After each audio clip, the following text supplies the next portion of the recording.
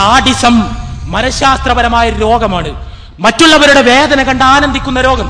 നിങ്ങൾ ആലോചിച്ചു നോക്ക്, ആരാണ് പ്രവാചകൻ? ആരാണ് പ്രവാചകൻ? ആരാണ് ഈ നാലാംകിട പത്രാധിപർ? ആരാണ് ഈ നാലാംകിട പത്രാധിപർ? ജനങ്ങളുടെ വികാരങ്ങൾ വെറുതെ അവരെ ഇക്കിളിപ്പെടുത്തി കാശുണ്ടാക്കുന്ന ഈ നാലാംകിട പത്രാധിപർ ആരാണ്?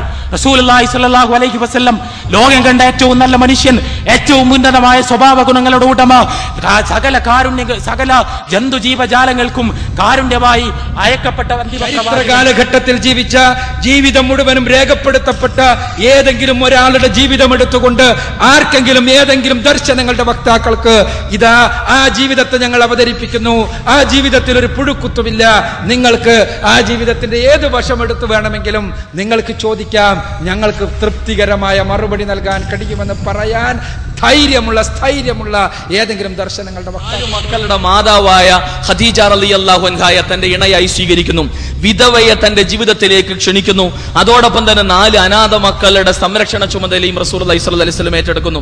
ഇത്തരത്തിലുള്ള നടപടിക്രമം സ്വീകരിച്ച റസൂലുള്ളാഹി സ്വല്ലല്ലാഹു അലൈഹി വസല്ലമയുടെ ജീവിതത്തിൽ പുഴുക്കുത്തുണ്ട് എന്ന് വരുത്തി തീർക്കാൻ വേണ്ടി പരിശ്രമിക്കുന്ന ഈ ആളുകളുടെ മനസ്സുകൾ എന്തുമാത്രം വികൃതമാണ്, എന്തുമാത്രം പുഴുവരിച്ച മലിനമാണ് എന്ന് നമ്മൾ മനസ്സിലാക്കണം. കേരളത്തിന്റെ വളരെ പ്രധാനപ്പെട്ട ഒരു പട്ടണത്തിന്റെ ഹൃദയഭാഗത്ത് ഒരുമിച്ചുകൂടി നമ്മൾ റസൂലുള്ളാഹി സ്വല്ലല്ലാഹു അലൈഹി വസല്ലം തങ്ങളെ കുറിച്ചുള്ള വളരെ ഗൗരവത്തോടുകൂടെയുള്ള ഒരാരോപണത്തെ ഇത്രയും വിവേകത്തോടുകൂടെ ചർച്ച ചെയ്ത ഈ പ്രവണത ഇതൊരിക്കലും ശത്രു നമ്മളിൽ നിന്ന് പ്രതീക്ഷിക്കുന്നില്ല, ആഗ്രഹിക്കുന്നില്ല. ഇതല്ല അവർ സ്വാഭാവികമായും സ്വപ്നം കാണുന്നത്. അങ്ങാടികളിൽ കടന്ന്, കവലകളിൽ കടന്നു വന്ന് കൈകളിൽ കല്ലെടുത്ത് അക്രമം കാണിക്കുന്ന പ്രവണത, അത് ശത്രു നമ്മളിൽ നിന്ന് ആഗ്രഹിക്കുന്നത്.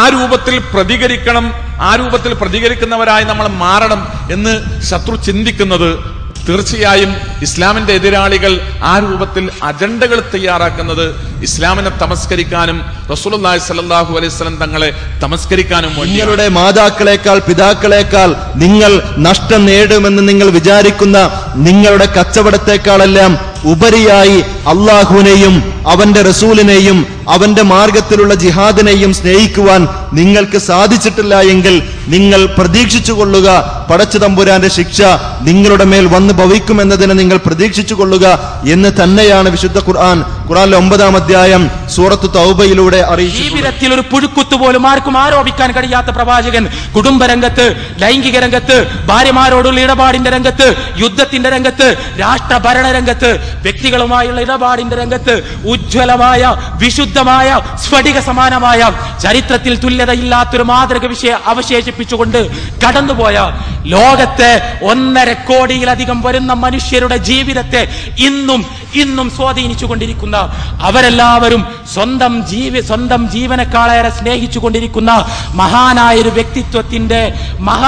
വ്യക്തിത്വത്തിന്റെ പേരിൽ നഗ്നമായൊരു ചിത്രം വരച്ച് ആ ചിത്രം ജനങ്ങൾക്ക് മുന്നിൽ പ്രസിദ്ധീകരിച്ച് ചിരിക്കണം പോലും ഇയാളുടെ പത്രം വായിക്കുന്നവരോട് ആരോടെങ്കിലും നമുക്ക് വ്യക്തിപരമായി യാതൊരു വെറുപ്പും വിദ്വേഷവും ഇല്ല.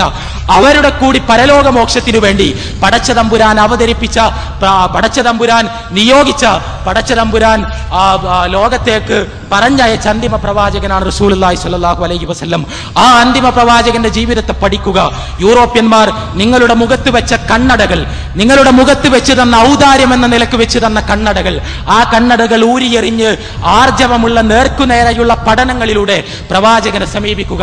അങ്ങനെ സമീപിച്ചാൽ ഇൻഷാ അല്ലാഹ് നിങ്ങൾക്ക് റസൂലുള്ളാഹി സ്വല്ലല്ലാഹു അലൈഹി വസല്ലം ലോകത്തിലെ ഏറ്റവും പ്രിയപ്പെട്ട വ്യക്തിയായി തീരും.